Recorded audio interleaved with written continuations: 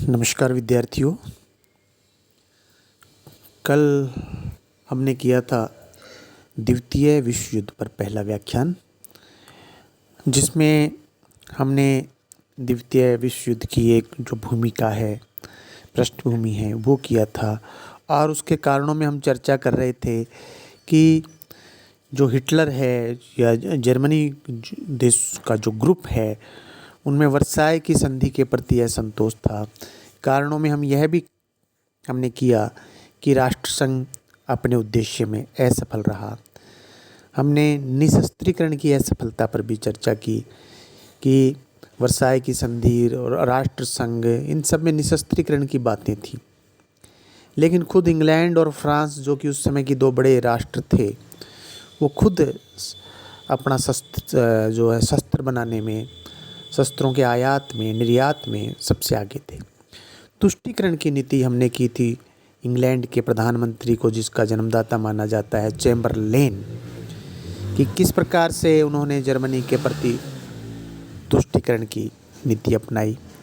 ये सब विद्यार्थियों, ये चर्चाएं हमने कल की थी। आज हम चर्चा को आगे बढ़ाते हैं।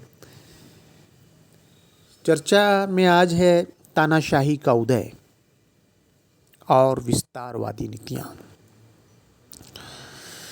प्रथम विश्व युद्ध की समाप्ति के पश्चात जर्मनी, ऑस्ट्रिया और हंगरी में जबरदस्ती प्रजातंत्रात्मक शासन व्यवस्था की स्थापना कर दी।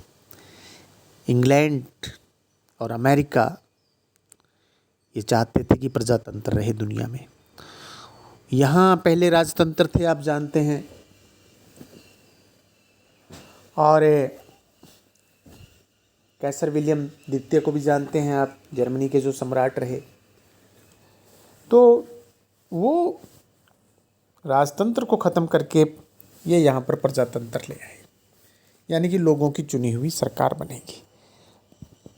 इस नवीन व्यवस्था के विरुद्ध प्रतिक्रिया होना स्वाभाविक थी। प्रतिक्रिया केवल राजवंशों में नहीं थी, वहाँ की जो पब्लिक है वो भी राजतंत्र की ही अभ्यस्त थी, आदि थी, वो उसी के अनुकूल थी। प्रजातंत्र ना पब्लिक को रास आ रहा था और ना जो बड़े नेता थे उनको रास आ रहा था, क्योंकि उनका जो नेचर है, एक विद्यार्थियों, एक देश का नेचर होता है, अवाम का नेचर होता है, वो जो नेचर था उनका विश्वास राजतंत्र में था। परिणाम यह हुआ कि जर्मनी में नाजीवाद का उदय होता है, इटली में फांसीवाद का उदय होता है, रूस में साम्यवाद का उदय होता है, तो जापान में सैनिकवाद का उदय होता है। हिटलर, मुसोलिनी, जनरल फ्रैंको जैसे तानाशाहों के उदय से दुनिया की जो शांति है वो खतरे में पड़ गई, क्योंकि ये जो तानाशाह थे, अधिनायक थे, ये युद्ध को अनिवार्य मानते थे। युद्ध और अपने राज्य का विस्तार, ये इनका प्राइमरी एजेंडा था।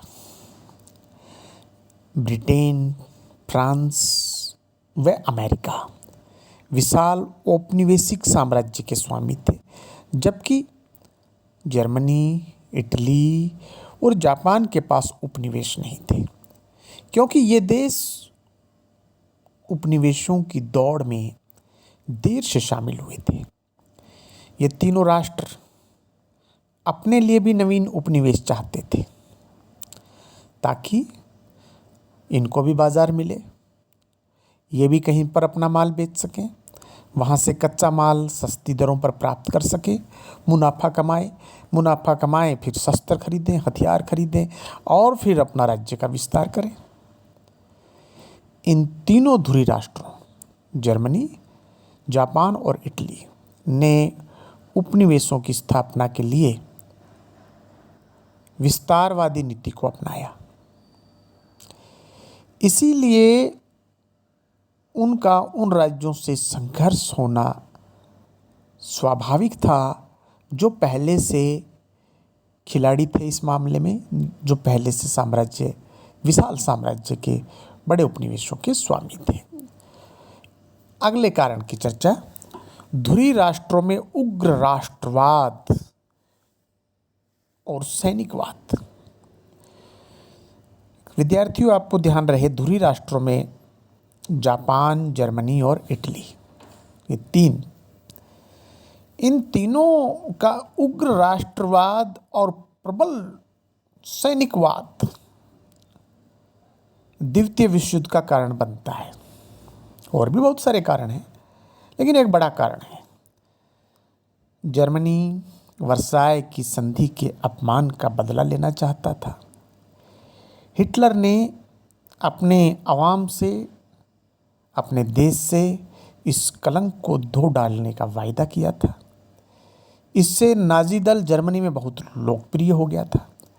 जैसे आज हमारे देश में कोई कहता है, कोई नेता, कि हम पाकिस्तान को मिटा देंगे, जम्मू कश्मीर ले लेंगे, लाहौर पर भी अधिकार कर लेंगे, तो हमारे लोग बड़े खुश होते हैं और उस नेता को बहुत लाइक करते हैं। ऐसे ही जर्मनी में हिटलर बहुत लोकप्रिय हो गया था। जर्मनी के लोग हिटलर के जोशीले भाषण और हिटलर का जो उद्देश्य था उसके कारण उसके अनुयायी हो गए। उनका, हिटलर का जो दल है, नाजी दल ने जर्मनी में डू एंड डाई का नारा प्रचलित कर दिया। हिटलर ने जर्मनी में अनिवार्य सैनिक शिक्षा लागू कर दी, अनिवार्य सैनिक सेवा लागू कर दी। प्रत्येक नागरिक को एक सैनिक की तरह शिक्षित, दीक्षित, प्रशिक्षित किया गया, प्रशिक्षण दिया गया उसको, एक सिपाही का। उसको बंदूक चलानी सिखाई गई, निशाना लगाना सिखाया गया, मोर्चा लेना सिखाया गया, जो भी एक फौजी को सिखाया जाता है। और ऑस्ट्रिया को हड़प लिया हिटलर ने। उसने चेकोस्लोवाकिया पर भी अधिकार कर लिया। हिटलर ने जर्मनी जनता को विश्वास दिला दिया कि मेरे समय में युद्ध छिड़ जाना चाहिए। जर्मनी के उग्र राष्ट्रवाद और हिटलर की अग्रगामी नीति ने द्वितीय विश्व युद्ध को यूँ कहें कि ये तय कर दिया कि होगा। ऐसे ही इटली जर्मनी की तरह जापान में भी उग्र राष्ट्रवाद व सैनिकवाद का उदय हुआ। मुसोलिनी युद्ध का पुजारी था। उसके लिए युद्ध जीवन और शांति मृत्यु थी। जापान के नेता भी उग्र सैनिकवादी थे। तीनों धुरी राष्ट्रों के उग्र राष्ट्रवाद और सैनिकवाद के कारण अंतर्राष्ट्रीय शांति खतरे में पड़ गई। विश्व युद्ध अनिवार्य हो गया। इतिहासकार टाइन भी लिखता है कि उग्र राष्ट्रवादिता मनुष्य का बड़ा शत्रु है, जिसका 2 शताब्दियों तक दुरुपयोग किया गया, जिसके फलस्वरूप ये 2 शताब्दी की जगह विद्यार्थियों हम 2 दशक पढ़ेंगे यहाँ पर, हालांकि 2 शताब्दी टाइन भी लिखता है। ये 2 दशकों तक इसका दुरुपयोग किया गया, जिसके फलस्वरूप द्वितीय विश्व युद्ध होता है। अगला कारण है धुरी राष्ट्रों की आर्थिक आवश्यकताएं। धुरी राष्ट्र, वही जर्मनी, जापान, इटली, ने अपने तैयार माल को बेचने के लिए एवं कच्चे माल की प्राप्ति के लिए बाजारों की खोज प्रारंभ कर दी, यानी कि उपनिवेशों की। हम भी एक उपनिवेश थे ना, भारत उपनिवेश था, आप जानते हैं, कई बार चर्चा हुई है। किसका था? इंग्लैंड का था। ऐसे ही अब जर्मनी, जापान और इटली को भी उपनिवेश चाहिए। इसमें वो इनकी आर्थिक आवश्यकताएं तो हैं ही। इसके अतिरिक्त जो जनसंख्या उस समय बढ़ रही थी जर्मनी में, इटली में, जापान में, वो पॉपुलेशन प्रेशर को कहीं और माइग्रेट करके जो जनसंख्या बढ़ रही है उसमें से लोगों को दूसरे स्थान पर बसाने के लिए उन्होंने उपनिवेश की स्थापना का निश्चय किया। इस उद्देश्य की प्राप्ति के लिए धुरी राष्ट्रों ने साम्राज्यवाद की नीति अपनाई। तीनों ही धुरी राष्ट्रों के उद्देश्य एक समान होने से वे मित्रता के सूत्र में बंध गए और पारस्परिक सहयोग से अपनी साम्राज्यवादी आकांक्षाओं की पूर्ति में लग गए। इससे द्वितीय विश्व युद्ध प्रारंभ हो गया। जापान ने चेकोस्लोवाकिया पर अधिकार कर लिया, हिटलर ने पोलैंड पर आक्रमण किया और विश्व युद्ध की जो शंखनाद है वो शंखनाद हो गई। अगला है विभिन्न अल्पसंख्यक जातियों में असंतोष। इसमें जो पेरिस शांति सम्मेलन है वहाँ की हम बात करेंगे। वहाँ पर मित्र राष्ट्रों ने आत्मनिर्णय के सिद्धांतों का पालन नहीं किया। मित्र राष्ट्र जो इंग्लैंड लीड ग्रुप था, वर्साई की संधि और बाद में अन्य कई संधियों द्वारा अल्पसंख्यक जातियों का निर्माण किया गया। इसमें अनेक स्थानों पर एक दूसरे की विरोधी अल्पसंख्यक जातियों को एक ही शासन के अधीन रखा गया। एक ही राष्ट्रता के व्यक्तियों को दूसरे देशों में बसी हुई अल्पसंख्यक जातियों में असंतोष बढ़ता गया। एक ही राष्ट्रता के व्यक्तियों को दूसरी देशों में बसी हुई जो उससे असंतोष हुआ। हिटलर ने इस असंतोष का लाभ उठाते हुए ऑस्ट्रिया पर अधिकार किया, फिर सूडान पर कर लिया, इसके पश्चात पोलैंड पर आक्रमण कर लिया। तो यह भी एक कारण था। अगला है आर्थिक संकट। 1930 का इकोनॉमिक डिप्रेशन विद्यार्थियों पहले भी हमने चर्चा की है। 1930 में संपूर्ण विश्व में आर्थिक संकट छा गया। इसका अंतर्राष्ट्रीय स्थिति पर बहुत प्रभाव पड़ा। इस आर्थिक संकट के कारण जर्मनी में नाजीवाद का उत्कर्ष संभव हो सका। इटली में फासिस्ट जो फासीवाद है, यूरोप के अन्य देशों में साम्यवाद का तेजी के साथ प्रसार होने लगा। आर्थिक संकट से मुक्ति पाने के लिए सभी देशों ने विदेशी माल पर भारी टैक्स लगा दिया, आयात कर लगा दिया। इसका परिणाम यह हुआ कि जो इंटरनेशनल ट्रेडिंग है, अंतर्राष्ट्रीय व्यापार है, वो ठप हो गया।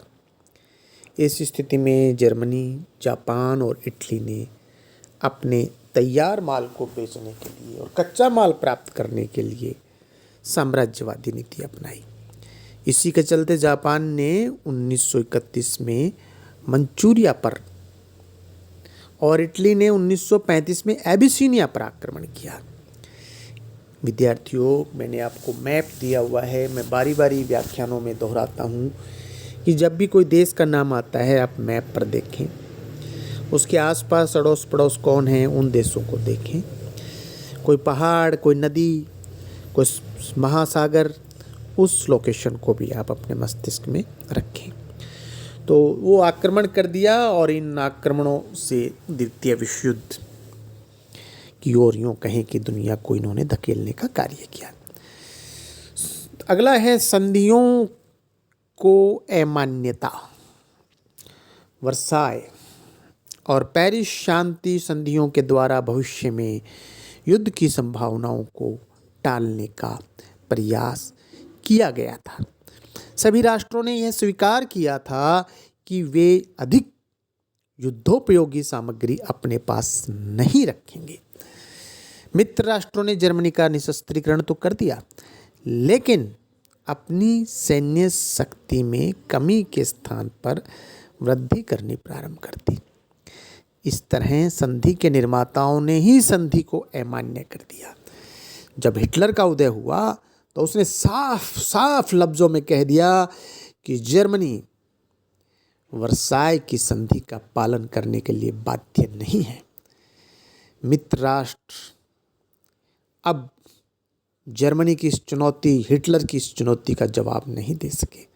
अतः हिटलर ने उनकी कमजोरियों का लाभ उठाया, अपने आप को मजबूत किया और द्वितीय विश्व युद्ध की पृष्ठभूमि, ऐसे समझ लिए कि पटकथा जो है, जो वर्साय की संधि से लिखी गई थी, उसको आगे बढ़ाया। अगला विद्यार्थियों,